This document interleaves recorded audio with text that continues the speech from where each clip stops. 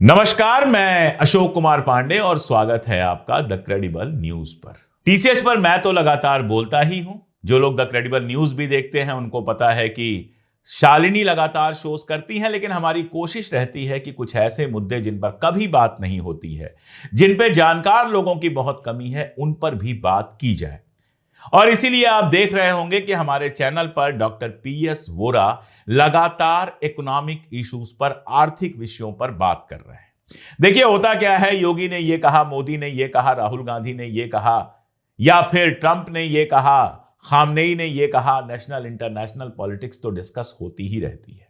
लेकिन इन सब पॉलिटिक्स के पीछे सबसे बड़ा खेल होता है रुपया का, पैसा का। पैसे से यह सब तय होता है। सामने जो नेता बहुत बड़ी बड़ी बातें करता रहता है, वो पीछे ऐसी डील करके आ जाता है जो देश के लिए बेहद खतरनाक होती है। टैरिफ का मामला आपने देखा ही कि कैसे ट्रंप ने सारी दुनिया में टैरिफ को हथियार बना लिया है। ईरान की बात की जाए तो सबसे बड़ा मामला क्या है? ईरान के ऊपर ऐसे ऐसे सैंक्शन लगाए गए हैं कि ईरान चाहे भी तो अपनी इकॉनमी संभाल नहीं पा रहा है। इसलिए मेरा मानना है कि इकॉनमी को समझना, अर्थव्यवस्था को समझना भी पॉलिटिक्स को समझने की तरह जरूरी है। डॉक्टर पीएस वोरा अलग अलग इकोनॉमिक इश्यूज पर लगातार बात कर रहे हैं।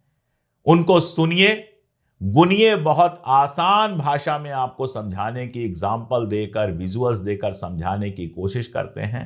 उनको सुनिए, समझिए, गुनिए, ताकि ये समझ पाइए कि आपके खिलाफ ये नेता लोग, ये पॉलिटिशियन लोग क्या क्या साजिशें कर रहे हैं, कैसे आपकी जिंदगी लगातार तबाह बर्बाद की जा रही है।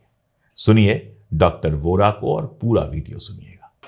दोस्तों, बीते कुछ अच्छे से भारतीय समाज में और मीडिया के द्वारा आर्थिक विकास को जो चर्चा की जा रही है, वो जमीनी हकीकत से बहुत पीछे है। चर्चाओं में या तो 4 ट्रिलियन की बात होती है, फिर बात होती है टैरिफ की। टैरिफ में सरकार कहती है हमने कम करा लिया है, और साथ साथ में सरकार बातें करती है मुक्त व्यापार समझौतों की। अच्छा है, सब अच्छा है, बढ़िया है, लेकिन बॉस हकीकत इससे बिल्कुल अलग हो रही है। आरबीआई ने दिसंबर में अपनी जो एफएसएल की रिपोर्ट दी है, वो हकीकत को अलग तरीके से बयां कर रही है। नमस्कार, मैं डॉक्टर पीएस वोरा और आप सबका स्वागत है टीसीएन पर। एफएसएल की रिपोर्ट, एफएसएल क्या होता है? फाइनेंशियल स्टेबिलिटी की रिपोर्ट, दिसंबर 2025, 1.5 महीना पुरानी, रिजर्व बैंक ऑफ इंडिया ने प्रस्तुत की है। उस रिपोर्ट के आंकड़े आपको ये बताएगा कि भारतीय समाज आर्थिक विकास पर किस तरफ चल रहा है, यानी कहा क्या जा रहा है, बातें क्या हो रही हैं, और वास्तविकता में हर आदमी इंडिविजुअल लेवल पर, व्यक्तिगत स्तर पर कर क्या रहा है। देखिए, ये रिपोर्ट सबसे पहला आंकड़ा ये प्रस्तुत करती है कि गैर आवासीय खुदरा ऋण, यानी जिसे हम कहते हैं नॉन हाउसिंग रिटेलिंग लोन, यानी जो हाउसिंग सेक्टर के अलावा का जो लोन है, उस लोन के क्षेत्र में भयंकर ट्रेमेंडस ग्रोथ हो रही है। वो कौन से क्षेत्र का लोन होता है वो आपको बाद में बताता हूं, लेकिन जरा समझिए, बीते 5 सालों में इस क्षेत्र का जो लोन है बैंकों के द्वारा, उसमें बढ़ोतरी हो रही है, ट्रेमेंडस ग्रोथ हो रही है। और ये ग्रोथ का आंकड़ा ये है कि वर्तमान में पिछले 5 सालों में ये 3 गुना बढ़ गया है, तिगुना हो गया है। इसमें ग्रोथ में 3 गुना की बढ़ोतरी दर्ज हो गई है। और अभी वर्तमान समय में बैंकों के द्वारा जितना ऋण दिया जाता है, उस ऋण का ये 56% है। 56% का हिस्सा एट प्रेजेंट भारतीयों के द्वारा जो लोन लिया जा रहा है, उसको कहा जाता है गैर आवासीय खुदरा ऋण। और इस ऋण में 40% की हिस्सेदारी आपको पता है किस चीज के लिए है? वो पर्सनल इश्यूज के लिए है। यानी आपको अगर म्यूजिक कंसर्ट का टिकट खरीदना है, उसके लिए लोन लिया जा रहा है। अगर आपको कहीं पे ट्रैवल करने जाना है, उसके लिए लोन लिया जा रहा है। यानी ये कहा जा रहा है, आरबीआई ने अपनी रिपोर्ट में भी कहा है कि जो आम भारतीय है, उसको जिस तरीके के सपने दिखाए जा रहे हैं और सोशल मीडिया पे जो वो देख रहा है, उससे बहुत प्रभावित हो रहा है। उससे प्रभावित होकर उसके खर्चों के पैटर्न बदल रहे हैं, और खर्चों के पैटर्न के लिए उसने अपना लोन का पैटर्न भी बदल दिया है। अब चिंता की बात कहां पे है? चिंता की बात है कि आपको याद होगा जब भी लोन लिए जाते हैं बैंकों के द्वारा हर व्यक्ति का सिबिल स्कोर चेक किया जाता है, CIBIL सिबिल स्कोर किया जाता है। अब आपको मैं बता देता हूं कि सिबिल स्कोर के पैरामीटर्स क्या होते हैं। देखिए इसमें जो मेन कैटेगरी होती है उसे हम बोलते हैं prime category, super prime, prime category और उसके नीचे की कुछ कैटेगरीज होती हैं। देखिए जो सुपर प्राइम की कैटेगरी है उसमें आपका सिबिल का स्कोर आना चाहिए 791 से लेकर 900 के बीच में, उसे हम सुपर प्राइम कहते हैं।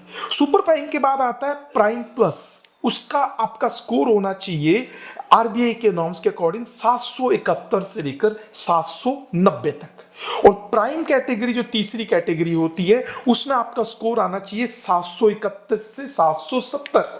और प्राइम कैटेगरी के जो नीचे कैटेगरी है, यानी जिन कैटेगरी पे हमेशा बैंक्स वाले सस्पेक्ट करते हैं, डाउट करते हैं, संदेह रखते हैं, उन दो कैटेगरी को बोला जाता है नियर प्राइम और सब प्राइम। और इन कैटेगरी के स्कोर शुरू होते हैं 681 से लेकर 730 के बीच में हम बोलते हैं नियर प्राइम, और सब प्राइम बोला जाता है 300 से लेकर 680 तक। अब चिंता वाली बात क्या है? चिंता वाली बात यह है कि भारत में सुपर प्राइम की कैटेगरी है ही नहीं, भारत में प्राइम प्लस की कैटेगरी नहीं है, भारत में कैटेगरी शुरू होती है प्राइम से और नीचे जाके कैटेगरी आती है सब प्राइम तक। कहने वाली बात यह है कि RBI को चिंता ये हो रही है कि एक तो जो ऋण है वो उनका ट्रेंड बदल गया है, हाउसिंग लोन नहीं जा रहे हैं, हाउसिंग लोन नहीं जाने से रियल स्टेट में ग्रोथ नहीं आ रही है, इंफ्रास्ट्रक्चर बिल्ड नहीं हो रहा है, लोन लिए जा रहे हैं अलग अलग तरीके की एक्सपेक्टेशंस के लिए, जिसमें आप म्यूजिक कंसर्ट की टिकटें खरीद रहे हैं, जिसमें आप ट्रैवल करने के लिए टिकटें खरीद रहे हैं, ट्रैवल करने के लिए लोन बुक कर रहे हैं। अब दिक्कत ये है कि भारत में एट प्रेजेंट जो सब प्राइम कैटेगरीज हैं वो 44% है, यानी भारत में जितने लोग भी लोन लेते हैं वो 56% ही प्राइम कैटेगरी में आते हैं सिबिल स्कोर के अकॉर्डिंग, बाकी 44% जो है वो प्राइम कैटेगरी के नीचे आते हैं, यानी बैंकों को हमेशा उन पे संदेह रहता है। अब बात यह है कि ये जो लोन मैंने आपको बताया पिछले 5 सालों में 3 गुना बढ़ गया है, गैर आवासीय खुदरा ऋण, इसमें प्राइम कैटेगरी से नीचे कैटेगरी वाले लोग कितने आपको पता है? इसमें करीब 60% के आसपास के जो लोग हैं वो नीचे कैटेगरी के आ रहे हैं, यानी उन पे बैंक संदेह करता है, बैंक को उन पे विश्वास नहीं है, उनका फाइनेंशियल सही नहीं है, उनकी ITR सही नहीं है, उनकी इनकम सही नहीं है, डाउट्स क्रिएट हो रहा है, लेकिन बैंक इसके बावजूद उन्हें लोन दे रहा है। और अगर ये लोन नहीं आए तो बैंकों में NPA क्रिएट होगा। और वैसे मैं आपको बता दूं, सब प्राइम शब्द जो मैंने अभी सिबिल स्कोर के लिए उपयोग में लाया, अगर आप 2006 की अमेरिका की रिसेशन को आप चेक करते हैं तो अमेरिका की रिसेशन को बोला जाता था सब प्राइम क्राइसिस, उसको शब्द दिया जाता था, यानी वहां पे भी बैंकों के द्वारा ऋण तकरीबन ऐसे व्यक्तियों को दे दिए गए थे जिनकी पुनर्भुगतान की क्षमता नहीं थी। अब बात ये करते हैं क्या भारतीय भी वैसे हो गए? क्या वो उनकी कैपेबिलिटी नहीं है, उनकी स्ट्रेंथ नहीं है, उनकी ताकत नहीं है, लेकिन उसके बावजूद वो लोन ले रहे हैं? हाँ, ये सही है। पहली बात तो ये है कि भारतीयों का नेचर बदल गया है, सोशल मीडिया उन्हें बहुत इन्फ्लुएंस कर रहा है, और दूसरा चीज देखिए कि सपने उन्हें दिखाए जा रहे हैं, उन्हें कहा जा रहा है आप तो 4 ट्रिलियन के हो गए हैं, आप तो बड़ी तेजी से आगे बढ़ रहे हैं, तो उन्हें एक तरीके से उन सपनों पे, सब्ज बाग पे उन्होंने विश्वास करना शुरू कर दिया है। लेकिन वो इस हकीकत को नहीं जानते हैं जो तस्वीर का दूसरा डरावना पक्ष है। दूसरा डरावना पक्ष ये है कि अगर हम पिछले 10 सालों में, 15 सालों में नौकरियों की ग्रोथ पे देखें तो Naukri.com के डेटा आपको ये बताते हैं कि पिछले 10-12 सालों में नौकरियों में कितनी ग्रोथ आई है। वो डेटा मैं आपके साथ शेयर करता हूं Naukri.com के डेटा के अकॉर्डिंग। फाइनेंशियल ईयर 2010 से 2020, यानी 2010 जब मोदी सरकार नहीं थी और 2020 जब मोदी सरकार आ चुकी थी, यानी 2010 का वो टन्योर जब UPA की सरकार थी और 2014 का से ऑनवर्ड्स वो टन्योर जब मोदी सरकार है। इस पिछले 10 सालों में 2010 से 2020 में भारत में ऑल इंडिया लेवल पर Naukri.com ये कहती है कि जो नौकरियों की ग्रोथ है वो 11% थी। उसमें भी IT सेक्टर में जो ग्रोथ आई थी, क्योंकि भारत का युवा इन दिनों एक बड़ी लंबी तादाद में B.Tech करता है और IT सेक्टर में जाना उसका सपना होता है। IT सेक्टर में जो ग्रोथ थी वो 16% थी, रिटेल में जो ग्रोथ थी वो 13% थी। एवरेज ग्रोथ जो थी भारत में 2010 से 2020 में वो 11% के आसपास थी। लेकिन 2020 से लेकर 2025 तक बीते 5 सालों में ये ग्रोथ 3% रह गई है, 3%। हालांकि अभी दशक पूरे होने में 5 साल बाकी है। देखते हैं कि पिछले दशक में 11% का ट्रेंड सेट हुआ था, क्या अगले 5 सालों में ट्रेंड सेट हो पाएगा, 11% के लेवल पे पहुंच पाएगा। इन बीते 5 सालों में 3% का ग्रोथ रहा है। हाँ, मैं मानता हूं कि इस बीते 5 सालों में कोरोना महामारी भी रही है, लेकिन क्या हम सिर्फ इसे पोस्ट महामारी को खत्म हुए 3 साल हो चुके हैं कि इसे आज तक हम क्या इसे कोविड का इफेक्ट माने? क्या इसे हम नहीं माने कि आर्थिक नीतियों में कहीं ना कहीं एक तरीके से कंट्रोल वीक हुआ है, कहीं ना कहीं रोजगार नहीं मिल रहा है, कहीं ना कहीं प्राइवेट इन्वेस्टमेंट नहीं है, कहीं ना कहीं सरकार का फोकस इसमें वीक हुआ है। और जब नौकरियां नहीं मिल रही हैं, नौकरियों का डेटा इतना रिड्यूस हो रहा है, और उस दशा में भी जब आप ये देख रहे हैं कि लोन का वॉल्यूम, वो भी कौन सी लोन, किस चीज के लिए, संपत्तियों के निर्माण के लिए नहीं। लोन का ट्रेंड क्या है? लोन का ट्रेंड जा रहा है इच्छाओं की पूर्ति के लिए। इच्छाओं की पूर्ति पर जब आप लोन ले रहे हैं और उसमें भी आपका सिबिल स्कोर प्राइम से सब प्राइम की तरफ बढ़ रहा है, तो ये बहुत बड़ा थ्रेटनिंग है। इसके अलावा एक और कंपनी है, उसने अपनी एक रिपोर्ट दी है। वो रिपोर्ट में तो बड़े ही अजीब से डेटा है जो और डराते हैं। 2016 से 2025 निफ्टी 50, आप जानते हैं एनएससी का बहुत बड़ा सेंसेक्स है, निफ्टी 50, उससे 50 कंपनियां रजिस्टर्ड हैं। उन 50 कंपनियों में 2016 में करीब 22,87,469 लोग काम करते थे। 2025 में अब वहां पे कुल एम्प्लॉय हो गए हैं 49,28,077, यानी तकरीबन 10% एम्प्लॉय बढ़ गए हैं। वो कंपनी डेटा दे रही है निफ्टी 50 का। और सैलरी जो तकरीबन रुपीस बिलियन में 2304 थी, वो अब हो गई है 5,000 समथिंग, यानी सैलरी में भी ग्रोथ आई है। लेकिन सबसे बड़ी बात, जो घबराहट वाली बात है, वो ये है कि पर व्यक्ति एवरेज सैलरी कितनी बढ़ी है पिछले 10 सालों में? 1%। पर पर्सन एवरेज सैलरी निफ्टी 50 की कंपनियों के एम्प्लॉइज के ब्याह पे मैं आपको बता रहा हूं, कंपनी का डेटा है 1% की ग्रोथ आ रही है। और इन पिछले 10 सालों में महंगाई कितनी रही है? 5%, यानी व्यक्ति 4% के नेगेटिव में है। और यही कारण है कि भारतीय जो हैं, वो जो अपनी इच्छाओं की पूर्ति करने के लिए वो क्रेडिट कार्ड के लोन ले रहे हैं, वो बैंकों से पर्सनल लोन ले रहे हैं।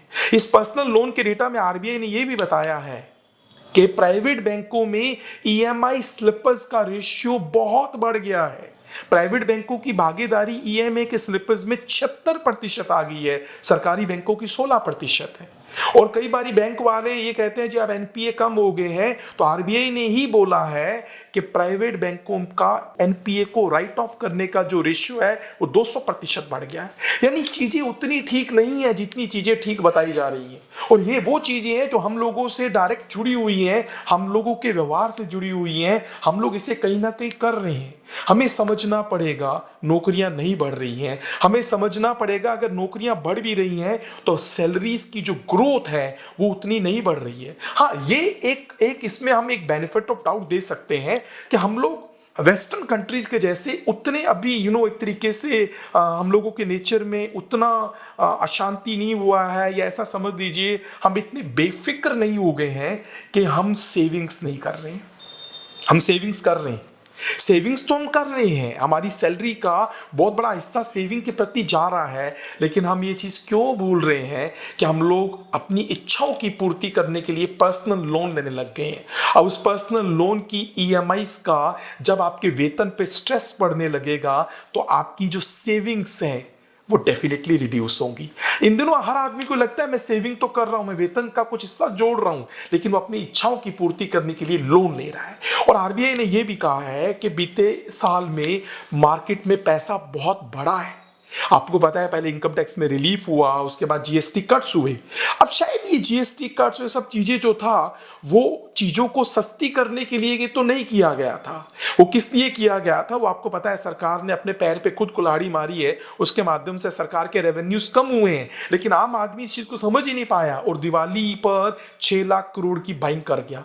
उस 6 लाख करोड़ की बाइंग में कितने भुगतान उसने क्रेडिट कार्ड से किए हैं, कितने भुगतान उसने पर्सनल लोन से किए हैं, ये डेटा तो आरबीआई के पास जा चुका है। इसलिए दिसंबर की जो फाइनेंशियल स्टेबिलिटी की रिपोर्ट आई है उसमें आरबीआई आरबीआई थोड़ा सा सहमा हुआ है और उसने बैंकों को समझाने की कोशिश की है कि आप नॉन प्रोडक्टिव लोन ज्यादा बांट रहे हैं। अगर आप प्रोडक्टिव लोन बांटे जिनसे संपत्तियां बने, रियल एस्टेट बने, जिनसे कुछ चीजें बने, उसका कंट्रीब्यूशन इकॉनमी में अलग होता है। अब अगर म्यूजिक कंसर्ट के लिए या ट्रैवल के लिए या एयर ट्रैवल के लिए लोन लेके या क्रेडिट कार्ड के भुगतान के लिए पर्सनल लोन लिए जा रहे हैं, तो यह अर्थव्यवस्था के लिए सही सिंबल नहीं है। 4 ट्रिलियन के आप जरूर बनोगे, इससे बड़े भी बनोगे, लेकिन आपको फिर हमेशा यह महसूस होगा हमारे हाथ में कुछ भी नहीं आया। थैंक यू वेरी मच, शुक्रिया।